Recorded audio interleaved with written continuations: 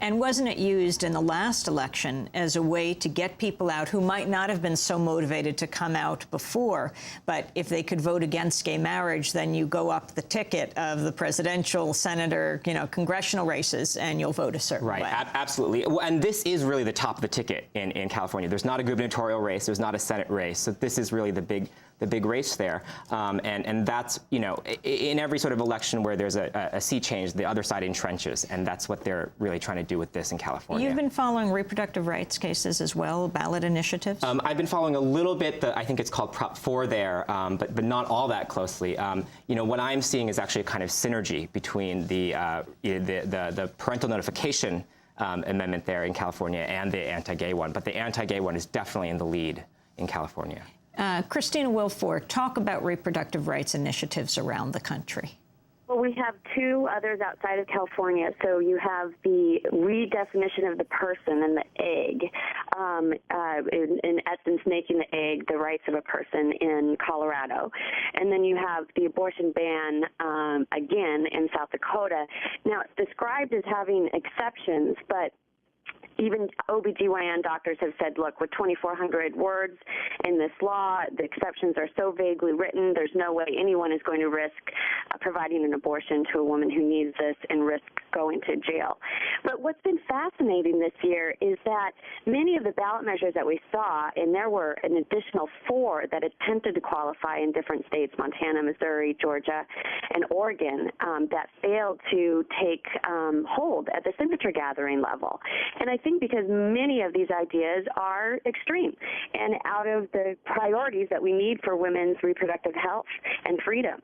And so we have really seen a lot of fissures, in fact, even between the anti-choice movement itself, where Colorado Right to Life was kicked out of National Right to Life for their pursuit of this measure. And you even had Bob Schaefer run away from it a couple months ago, realizing that he needed independent and Republican women who eschew such far-reaching kinds of measures. So, Colorado will likely go down. South Dakota, it's going to be close.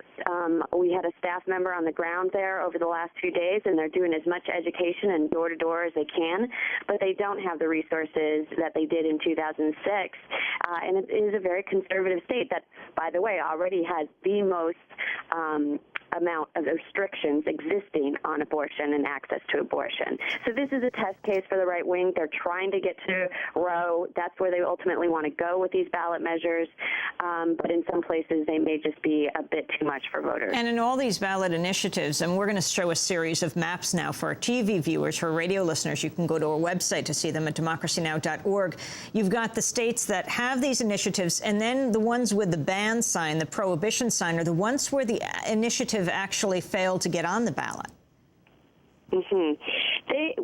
It was in several states where they failed, and that that's what I think is many of these ballot measures come down to. In fact, there was 29 right-wing initiatives that were poised to be on the ballot 8 months from now, or 8 months ago, where they just failed to take fire at the signature gathering stage, and that's remarkable. I've been tracking and working on ballot measures for over 7 years, and I've never seen where they have momentum and money that they actually fail to qualify. And that's because I believe many of these extreme measures are exactly that, extreme.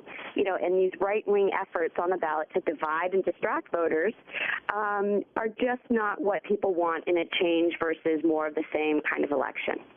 Can you talk about ballot initiatives involving workers, Christina Wilfork? Well, there are several. The workers and the voice of workers and political participation of workers has been under attack in several states. Colorado, I just got back from last night, where there are 3 ballot measures that are a mix of what's called right to work. We call it right to work for less, paycheck deception, and a new version of that called open and clean. There are several similar measures in Oregon.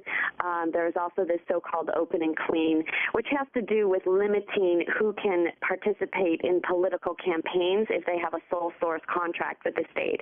But essentially it's aimed at labor, although in this case in South Dakota, even the Chamber of Commerce opposes it because it goes after business interests too. Much of these efforts, I think, we'll have to see how they turn out, but I believe the anti-labor forces out there may want to be careful about what it is they do to sort of pull the tail of the tiger here and activate union members around these very, divisive issues. And, I think that we'll see more political sort of consequences of giving labor an excuse to be even that much more organized in these states, where they're, I believe, going to have some significant victories politically. So, these measures are out of step with what we know we need in an economy that's struggling right now. They go against the interests of building economic security and support for workers, and I think voters will see it that way. The education initiatives, can you describe what they are, where they are? Well, there are not as many education measures. Vouchers was ultimately kicked off the ballot in Florida. That would have been the most significant fight. They keep going back state after state, even though we're winning those. In Oregon, however, you have the elimination of bilingual education, which is a difficult measure, but is looking to be out of sync with what even Oregonians say that they want. There's some local levies, and those are going to be tough fights in a tight economy, but those are the most significant. In addition to Colorado, actually, where they're doing a fix of their very restrictive TABOR system, Taxpayer Bill of Rights, that would create a separate account for education called the SAFE Initiative. What about health care? Healthcare is fascinating, and when we did research among swing voters earlier in the cycle and really talked to them about a wide variety of ballot measures of interest, it was healthcare and clean energy that had the most intensity behind it. And so you have a variety of measures that are attempting to give access and that don't necessarily have huge price tags.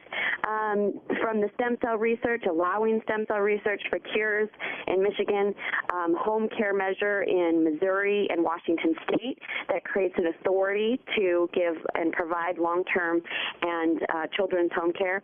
You've got the Children's Health Care Initiative in Montana, which also really relates to what we see federally on this issue. This is the first measure, and this is my home state, not wildly progressive in Montana, but we've got Schweitzer and Tester, and you've got some interesting dynamics happening there.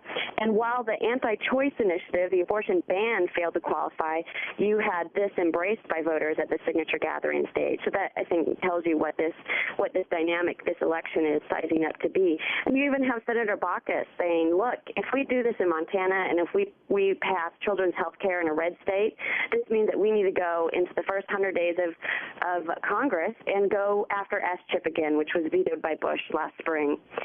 You also have Death with Dignity, which provides opportunity for terminally ill patients to take their own choices around their terminal illness in Washington State, and a couple other smaller under the radar but efforts that really are sort of significant, I believe, in what we want and what we see voters really wanting some progress on.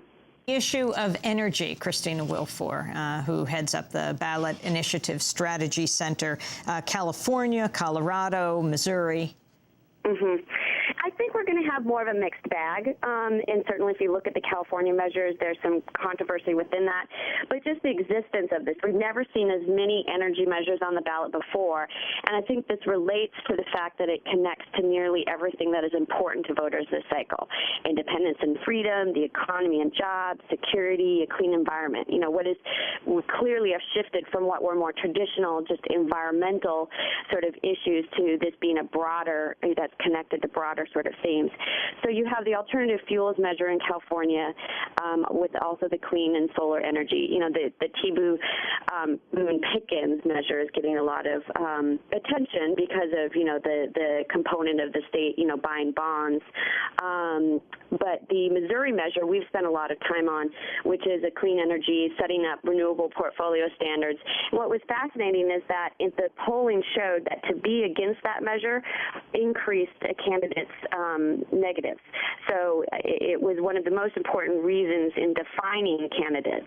And that's what a lot of these initiatives can do. Does it provide some ability to distinguish between candidates given their support or opposition of it?